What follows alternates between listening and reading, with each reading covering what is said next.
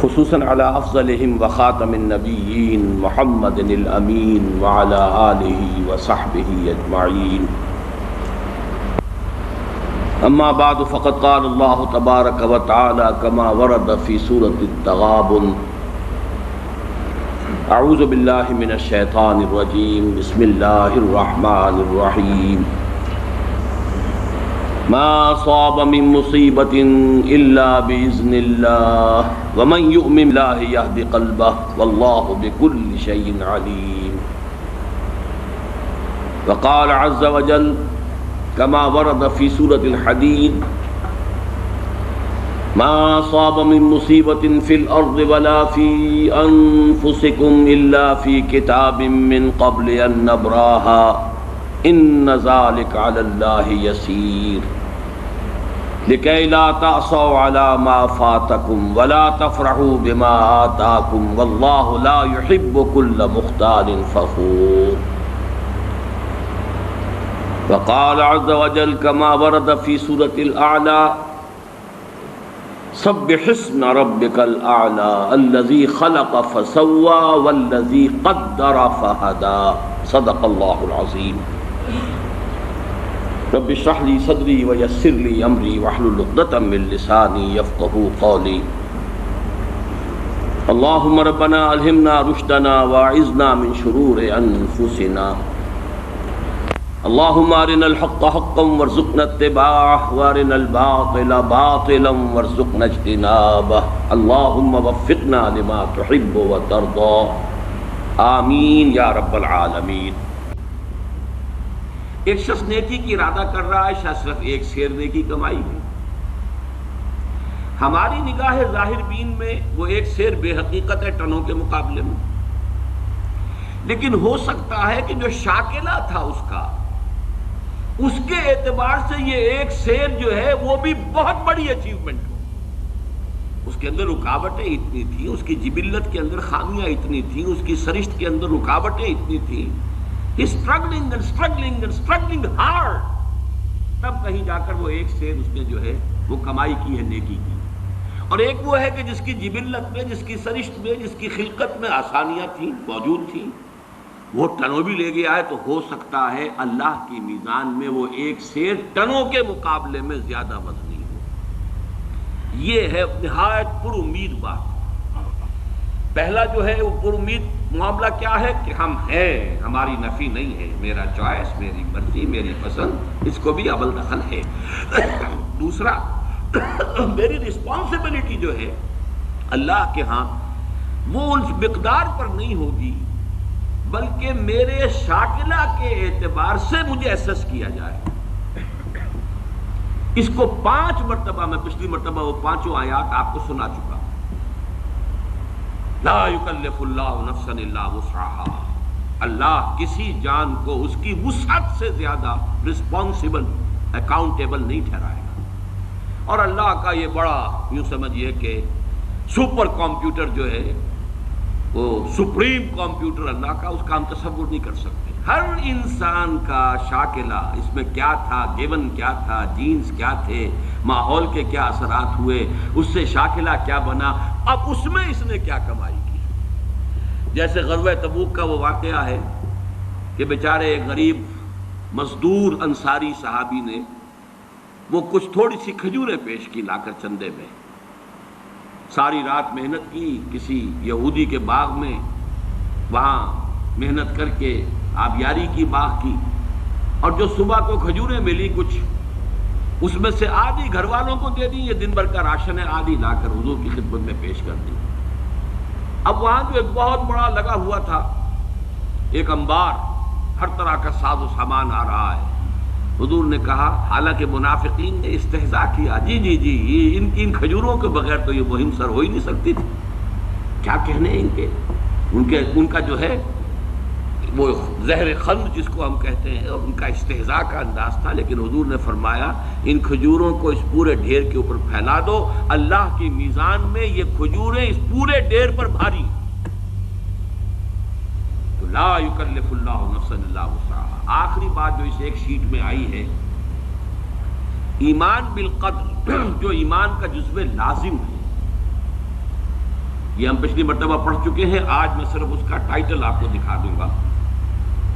اللہ تعالیٰ کی دو عظیم صفات، وہ عظیم صفات کیا ہیں کہ وہ علی کل شیء قدیر ہے، اور اس میں آج میں ایک اضافہ کر کے لایا ہوں، هو القاہر فوق عبادہ، وہ اپنے بندوں کے اوپر پوری طرح مسلط ہے۔ قاہر کا ترجمہ کیا کریں گے؟ قہر چھایا ہوا۔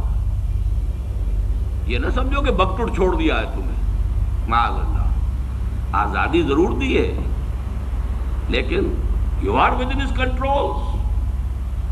اللہ تعالیٰ کی دو عظیم صفات علی کل شیء قدیر اور بکل شیء علیم کے لوازم و متضمنات کی تصدیق و توثیق ہونے کے اعتبار سے ایمان باللہ کا لب لباب ہے۔ اب اس پر دوسری شیٹ لے آؤ بھائی۔ اس کا جو ٹائٹل ہے صرف دیکھ لیجئے، جو ہم پڑھ چکے ہیں، حدیثیں جو اس میں ہیں یہ ہم پڑھ چکے ہیں۔ ایمان بالقدر، ایمان کا جزو لا ینفک، اور اس میں حدیث جبرائیل میں نے یہاں کوٹ کی ہوئی ہے جو ام السنہ ہے، وَأَن تُؤْمِنَ بِالْقَدْرِ خَيْرِهِ وَشَرِّهِ، اور یہاں نوٹ کیجئے یہاں تومنہ کا لفظ حدیث میں اس ڈیفینیشن میں دوسری مرتبہ اسی کے ساتھ آیا ہے، ان تؤمن باللہ وملائکتہ وکتبہ ورسلہ وتؤمن بالقدر خیرہ وشرہ۔ تومنہ کی تکرار اس کی اہمیت کو ظاہر کر رہا ہے، اس کے خیر پر بھی اس کے شر پر بھی۔ تو پہلی بات تو یہ نوٹ کیجئے یہ ایمان کا جزو لازم ہے، خیرہ وشرہ من اللہ تعالی۔ یہ جو بھی پھر وہ ایمان مفصل ہم نے یاد کیا تھا بچپن میں، خوش نصیب ہے وہ جنہیں بچپن میں یاد کرایا گیا، اور بہرحال ہینڈی کیپڈ ہے، میں بد نصیب تو نہیں کہتا، ہینڈی کیپڈ ہے وہ لوگ جنہیں بچپن میں یہ چیزیں یاد نہیں کرائی گئی۔ بہرحال جب بھی اس کی تلافی کرے، آمنت باللہ وملائکتہ وکتبہ ورسلہ والیوم الآخر والقدر خیرہ وشرہ من اللہ تعالی والبعث بعد الموت۔ لیکن اس پر بحث و تمہیز کی اجازت نہیں ہے، مسئلہ اتنا الجھا ہوا ہے، اتنا ہی الجھا ہوا ہے جتنا کہ وجود کا مسئلہ ہے، وحدت الوجود اور وحدت الشہود، اور یہ مسئلہ لا ینحل، اس لیے کہ ایک وجود مطلق ہے، ایک وجود لامحدود ہے، ایک وجود محدود ہے، ایک حادث ہے، ایک ازلی ہے، ابدی ہے، دائم ہے، قائم ہے، ایک حادث ہے اور فانی ہے۔ کیا ریلیشن شپ ہے بٹوین دی ٹو؟ اسی طرح کا معاملہ، لیکن اس خیر ہی اس پر بحث کرنے کی اجازت نہیں ہے۔ وہ حدیثیں ہم پڑھ چکے ہیں، یہ میں نے شیٹس تیار کروا لی ہیں، یعنی جو مشکات المصابیح کتاب ہے اس میں جو 46 احادیث ہیں اس باب میں، ان میں نے ایک کا اضافہ کیا ہے کہ جو باب العلم میں سے میں نے لی ہے، پھر ان کو میں نے مختلف تقسیم کر دیا ہے عنوانات کے اعتبار سے، ورنہ واقعہ یہ کہ جب خود میں نے پڑھنا شروع کیا، میں پچھلی مرتبہ بھی اعتراف کر چکا ہوں کہ ایک دفعہ تو میں گم ہو کر رہ گیا، لیکن جب میں نے مختلف موضوعات کی احادیث کو علیحدہ علیحدہ کر کے دیکھا تو بات کھلتی چلی گئی۔ یہ میں نہیں کہہ سکتا کہ بالکل سلجھ گئی، لیکن بہت حد تک دوڑ سلجھ گئی، اور وہی میں کوشش کر رہا ہوں کہ آپ تک بھی منتقل کروں۔ تو ایمان بالقدر ایمان کا جزو لا ینفک ہے، وَأَن تُؤْمِنَ بِالْقَدْرِ خَيْرِهِ وَشَرِّهِ، یہ حدیث جبرائیل کے الفاظ ہیں، رواہ مسلم عن عمر بن الخطاب رضی اللہ عنہ۔ لیکن اس پر بحث و تمیز کی اجازت نہیں۔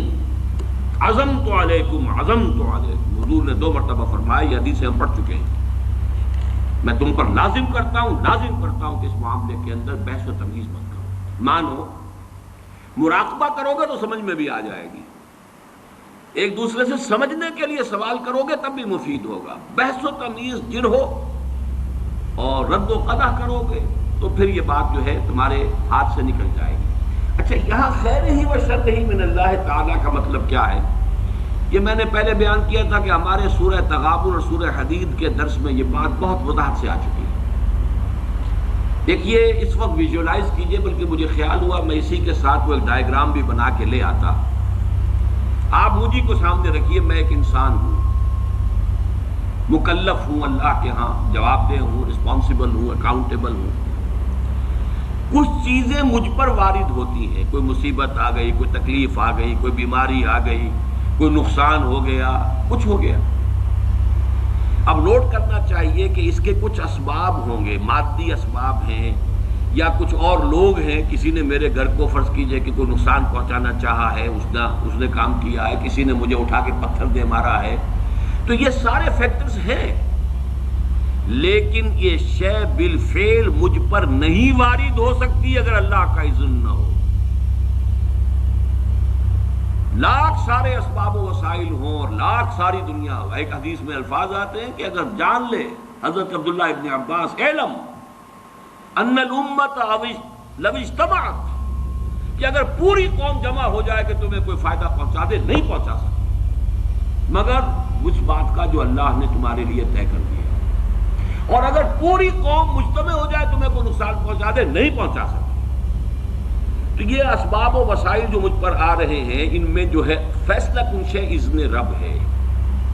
تو میں یہ بھی کہہ سکتا ہوں مجھ پر یہ اس کی لائی ہوئی مصیبت آ گئی، اور یہ بھی کہہ سکتا ہوں کہ اللہ کی طرف سے مجھ پر آیا، وہ خیر ہو یا شر ہو. بالقدر خیر ہی و شر ہی، بھلائی کسی نے کرنی چاہیے، اس کا مجھے احسان ماننا چاہیے، اس کا مجھے شکریہ ادا کرنا چاہیے، کوئی بدلہ دے سکتا ہوں تو دینا چاہیے. یہ دنیا کا معاملہ ہوگا.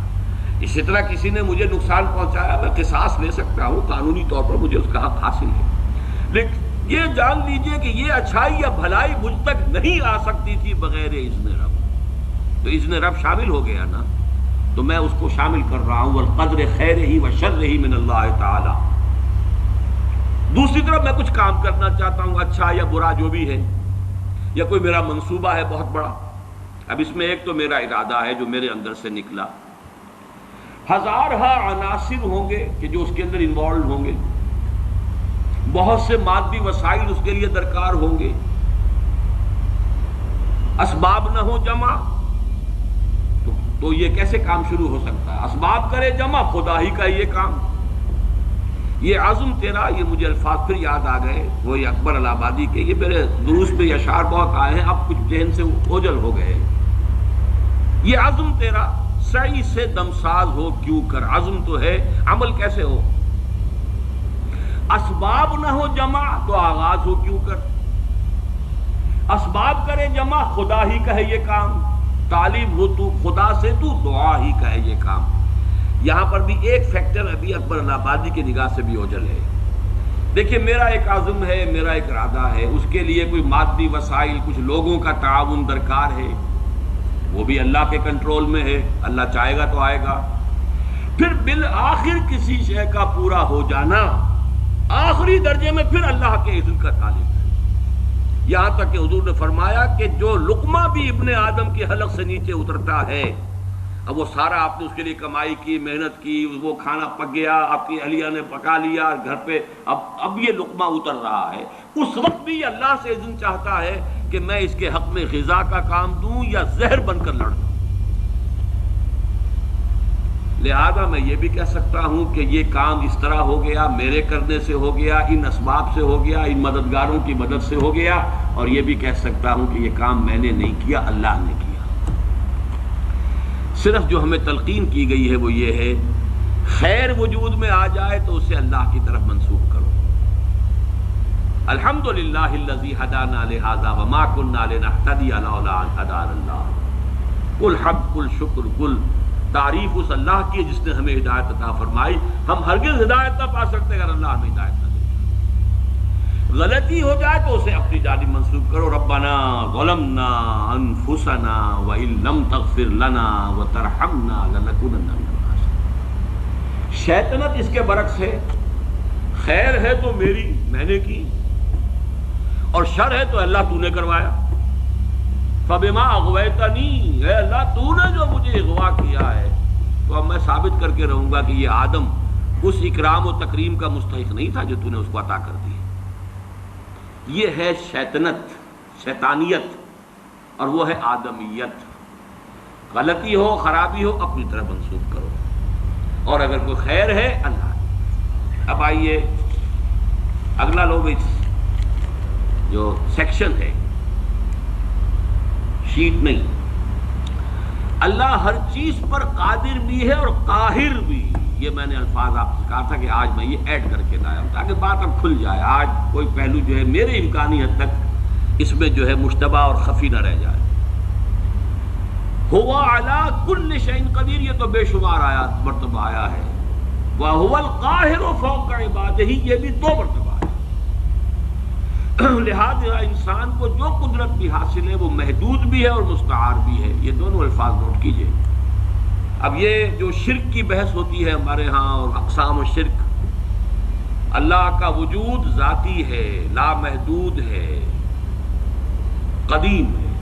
ما سوا کا وجود عطائی ہے، اللہ نے عطا کیا ہے، حادث ہے، محدود ہے. اسی طرح جو قدرت ہمارے پاس ہے وہ ہماری اپنی نہیں ہے، عطائی ہے اللہ کی. اور لامحدود نہیں، محدود ہے، مستعار ہے، محدود ہے اور حادث ہے. اور اللہ کی قدرت و قہر کے تابع بھی ہے. اور انسان کی مطلق خود مختاری کا تصور بہت بڑی گمراہی ہے. یہ قدریہ کی نفی پر احادیث جو ہیں یہ ہم پچھلی مرتبہ پڑھ چکے ہیں.